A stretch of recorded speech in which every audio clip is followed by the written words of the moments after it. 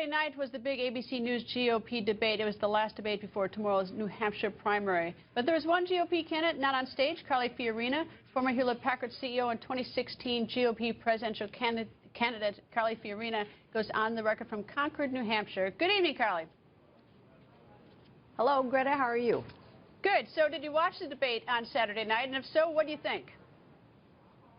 I didn't watch the debate. I read about it afterwards, but it's a rigged game that I wasn't on that debate stage because, you see, I had just beaten Kasich and Christie in Iowa, tied Jeb Bush for delegates, and the last time I looked, votes and delegates counted. But maybe the Anybody But Carly network is afraid to have viewers see me because they know I can beat Hillary Clinton.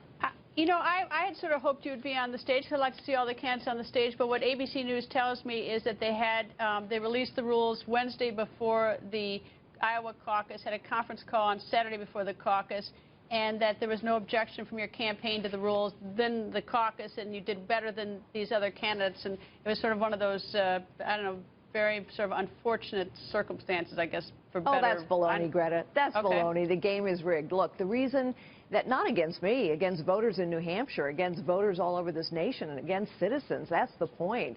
The reason we all were talking about polls for so long is because we were told there were too many candidates on the debate stage, and we need polls to help sort it out. Well, for heaven's sakes, after I beat a lot of people in Iowa, 3 people dropped out. So now all we have is 8 left, and votes and delegates should count more than polls going back to January. No, there is no reason for this other than it's symptomatic of what's wrong.